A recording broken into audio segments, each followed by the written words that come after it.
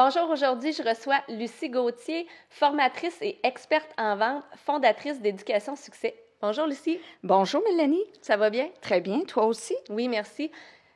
Je te remercie d'avoir accepté notre invitation aujourd'hui. Ça me fait beaucoup plaisir de te recevoir. C'est un honneur pour moi également. Lucie, tu es dans un monde où, pour certaines personnes, ça fait peur. Tu es dans le domaine de la vente. Tu t'es spécialisée aussi beaucoup dans le cold call. Effectivement. J'aimerais ça, Lucie, que tu nous dises pourquoi avoir choisi cette voie-là. Oui, j'aime ta question. En fait, ça fait plus de 17 ans que je suis au développement des affaires. Et pourquoi j'ai choisi plus particulièrement d'enseigner ou du moins d'aider les entrepreneurs ou ceux qui sont dans le domaine de la vente avec le cold call ou comment conclure ces ventes, c'est que souvent on me dit que le cold call, c'est la bête noire des représentants.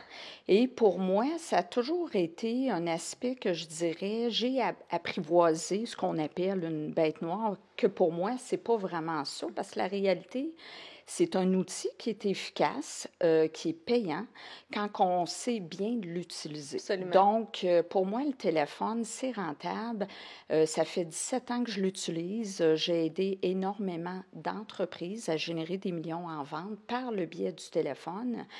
Et aussi, on dit que le téléphone, c'est la bête noire, mais en réalité, conclure ses ventes, ça peut l'être aussi, Absolument. tout dépendant de... C'est un art, hein? Bien, en fait, on peut dire que c'est un art, mais en réalité, ça s'apprend. Tout le monde qui a le désir d'apprendre ce domaine-là peut l'apprendre. De toute façon, on n'a pas le choix, hein, parce que la vie, ce n'est que ça. On passe son temps à se vendre, hein, peu importe que ce soit en amour, en affaires, dans nos amitiés. Fait qu'on n'a pas le choix d'apprendre à vendre. Là. Exactement, Mélanie, tu as raison, parce que souvent, les gens, ils réalisent pas qu'ils se vendent eux, ou peu importe, si tu es en affaires, c'est sûr que tu as un produit ou un service à offrir, donc tu te dois de bien le vendre, puis de bien le connaître, bien Absolument. entendu. Et le téléphone, dans le processus de vente, c'est sûr que tu te dois de l'utiliser, que ce soit des appels à chaud, des appels à froid, même par le biais des réseaux sociaux. C'est sûr que si on fait un contact par le biais des réseaux sociaux, c'est intéressant aujourd'hui, on se doit de les utiliser, mais on se doit aussi d'utiliser le téléphone pour justement s'assurer que la chimie passe bien Absolument. entre le prospect et vous, puis également avant la rencontre, d'être bien préparé, donc de poser les bonnes questions pour être mieux préparé pour justement s'assurer de conclure la vente. Parce que tout ça, là, c'est un processus d'humain à humain. Hein? Fait que, Exact. Des fois, je trouve que les réseaux sociaux nous ont enlevé ce côté-là d'humain à humain, tu sais, de physiquement d'être avec les personnes. Fait que des fois, c'est peut-être pour ça qu'aujourd'hui, le téléphone, on a plus cette hantise-là à le prendre, à parler, parce que là, c'est live, c'est en direct, tu sais, c'est plus personnalisé que sur les réseaux sociaux où je publie quelque chose, puis... C'est intéressant ce que tu mentionnes. En fait, moi, je dirais que oui, les réseaux sociaux, ils sont là pour une raison.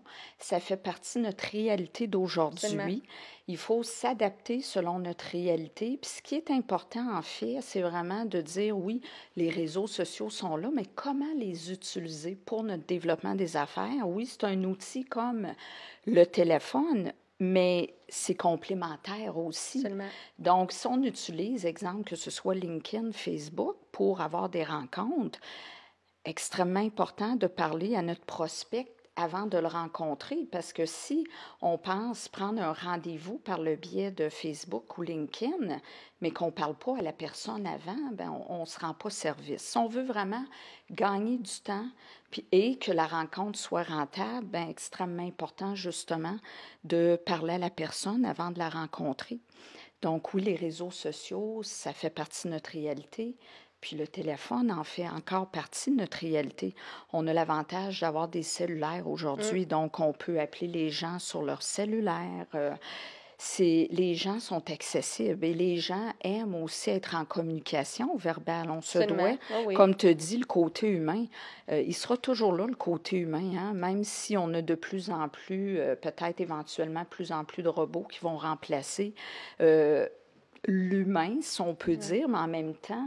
Mais on voit que par le passé, là, il y a des institutions financières qui avaient enlevé le côté humain de la chose. Puis finalement, ils ont remis ces humains-là parce qu'on a besoin d'avoir un contact physique. Effectivement. Puis comme faut se dire les vraies choses, c'est-à-dire que oui, de plus en plus aussi, on va dire on va acheter par Internet, on va, tu sais, mais en fait, oui. Il y a des personnes qui vont aimer acheter au lieu de se déplacer, hein, tout dépendant du besoin de la personne. Il y en a que, oui, sont à l'aise d'acheter directement sur Internet, mais il y en a qui vont encore favoriser le déplacement puis d'aller directement chez le marchand pour faire ses achats. Donc, la réalité d'aujourd'hui, on est tous humains, effectivement, on a tous des besoins différents. On fait nos achats aussi de façon différente. Comme, bon, j'ai des formations en ligne, je sais que je vais répondre à un certain besoin. Il y a des gens qui vont apprécier pouvoir acheter en ligne mes formations parce que je leur donne des outils vraiment pour les aider dans leur développement des affaires. Par contre, il y en a qui vont préférer m'avoir dans leur bureau. Aujourd'hui, on a la Physiquement. chance de pouvoir diversifier nos offres de services. C'est l'opportunité qu'on a. Je me demandais, Lucie, cette passion-là pour la vente, elle est née d'où? J'aime encore la question, c'est-à-dire, je me suis même posé la question parce que ça fait 17 ans que je suis dans le développement des affaires et je me disais, pourquoi j'ai 4 passions en réalité. J'aime la vente, le vélo, voyage et le vin. Les 4 V. Oui, les 4 V. Donc, la vente, je me disais, pourquoi j'aime tant la vente? C'est qu'est-ce qui me fascine? Ben, en réalité, c'est l'être humain derrière. Comment l'être humain prend ses décisions d'achat, hein? Parce on a différentes façons d'acheter.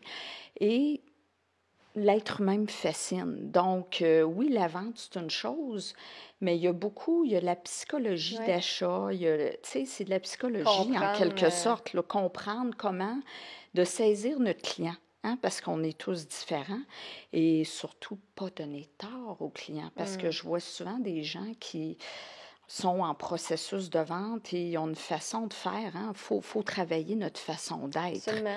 En vente, c'est pas juste de dire on offre un produit et service pour vendre, puis après ça, il n'y a plus rien qui se passe. On est là pour aider, rendre service à un client. Donc, de là, l'importance de travailler notre façon d'être. C'est pas juste de vendre pour vendre, c'est vraiment qui on est aussi dans le processus. Oui, exactement. Puis je me suis posé justement, en fait, souvent la question, pourquoi j'avais un bon taux de rétention? Pour moi, l'intégrité, ça a toujours été important.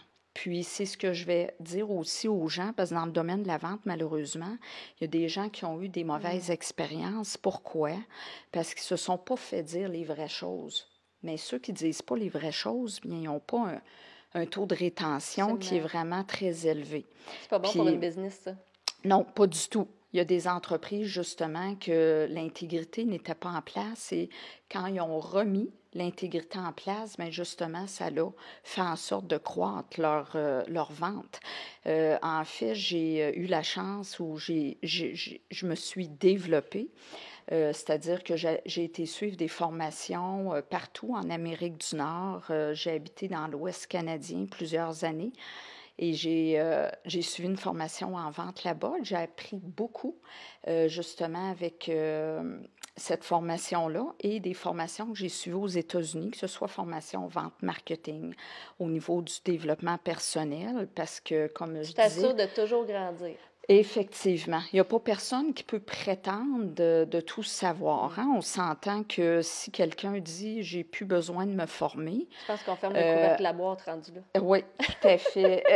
J'aime bien, oui, l'image, effectivement. Je pense que c'est terminé pour eux autres dans ce temps-là. Oui.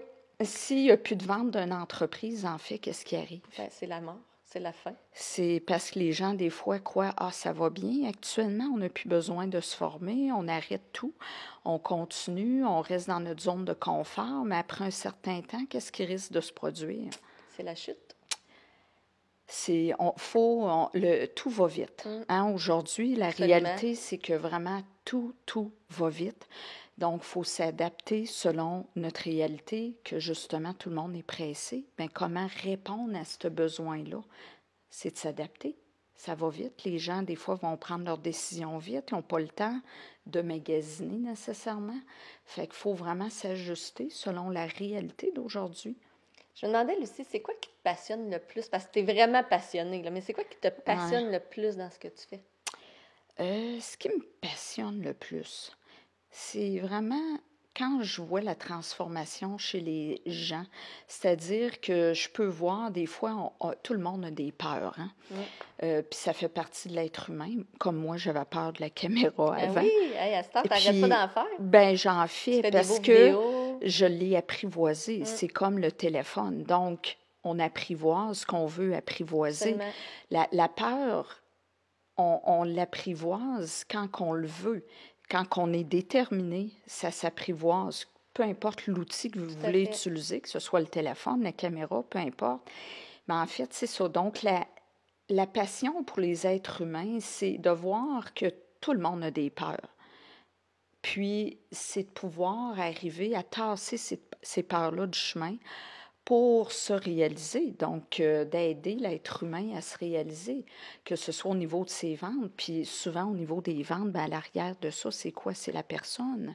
Tout à fait. Donc, pour la personne réussisse à obtenir un haut niveau de succès, il faut qu'elle travaille sur elle ou sur lui. Il n'y a pas personne qui va arriver à un haut niveau de succès s'il ne travaille pas sur lui ou elle. Là, tu m'amènes à poser la question parce que tu m'ouvres Ouais. la porte grande comme ça. Lucie, c'est Mm. quoi ta plus grande délinquance? Qu'est-ce que tu as à travailler, toi, sur toi? Euh, J'aime faire les choses différentes de ce qu'on a toujours vu. Pourquoi? Parce que Out of the box. j'ai souvent vu des choses qui étaient dérangeantes à mon oreille et surtout selon mes croyances, parce que je crois que tout est possible et souvent l'être humain se limite.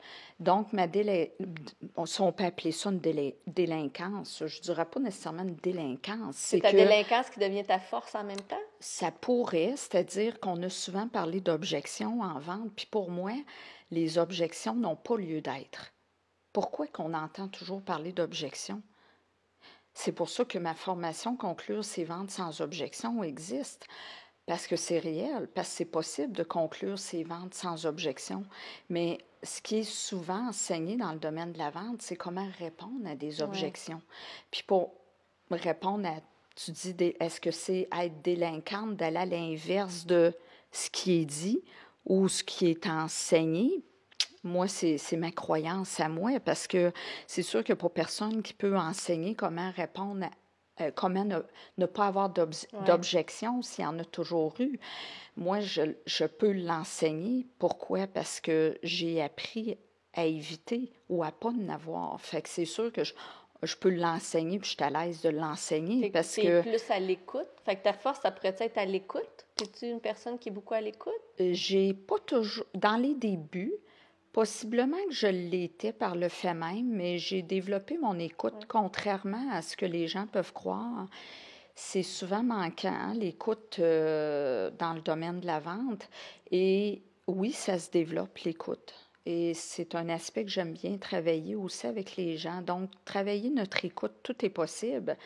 Euh, il faut apprendre à être dans Parce qu'ils nous disent que si on pose les bonnes questions, notre client va toujours nous répondre ce qu'on a besoin de savoir pour justement être capable d'amener les bonnes réponses lors des objections s'il y a lieu d'être. Poser les bonnes Ouais, questions, c'est une chose, mais garder le ouais. silence. Parce qu'ils nous disent toujours ce qu'on a besoin de savoir, ça a l'air. On peut poser, effectivement, quand on est bien préparé, on peut poser les bonnes questions pour avoir ce qui est, pour s'assurer de répondre aux besoins aussi du client. Il faut s'assurer, si on ne peut pas répondre à son besoin, bien, c'est sûr, question professionnelle, il faut faire attention, puis il faut s'assurer quand on signe un mandat qu'on va pouvoir bien répondre aux besoins du client.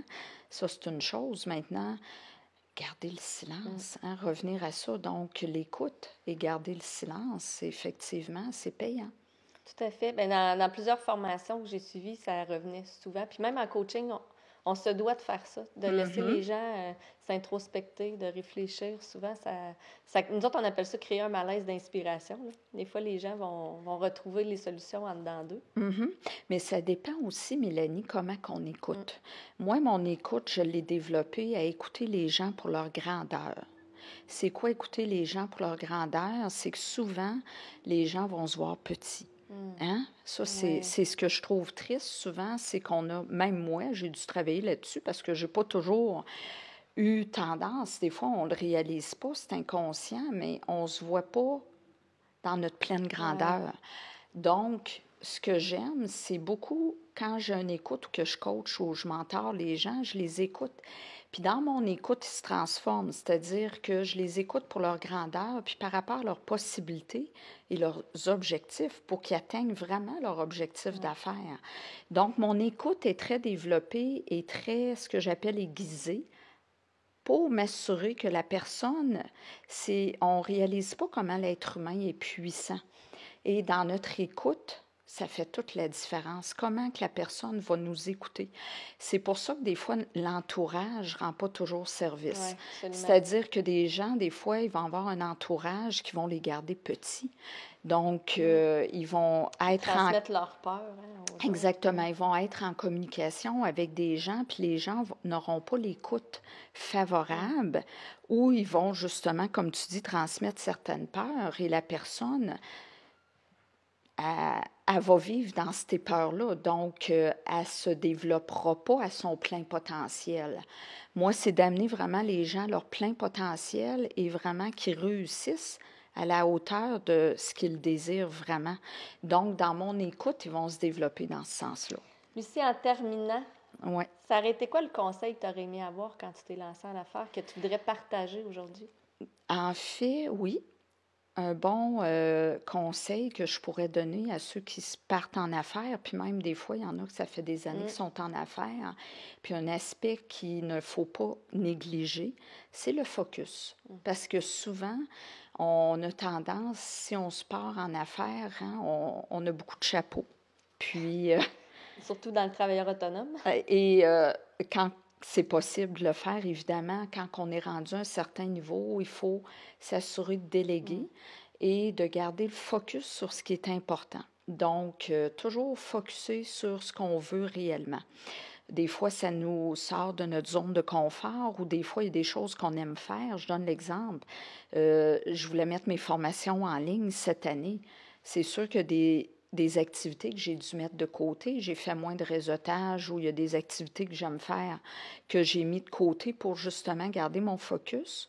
Mettre mes formations en ligne sont maintenant disponibles en ligne pour aider plus de gens à se développer puis arriver à réussir, hein, parce que l'objectif, c'est qu'ils puissent réussir leur vente. Donc, j'ai gardé le focus et ça a fait toute la différence. Donc, de vraiment garder le focus et aussi d'avoir des coachs qui vous inspirent, des gens qui sont là pour vous aider et aussi qui ont une écoute pour vous, pour votre développement et s'assurer de choisir des gens autour de vous, vous entourer de bonnes personnes qui veulent vraiment votre réussite. Je te remercie beaucoup, Lucie. On aura peut-être l'occasion de te réinviter. C'est super Ouais. intéressant. Merci infiniment. Je te souhaite beaucoup de succès Oui. dans le développement de ton entreprise. Je vous remercie Merci, beaucoup. Mélanie.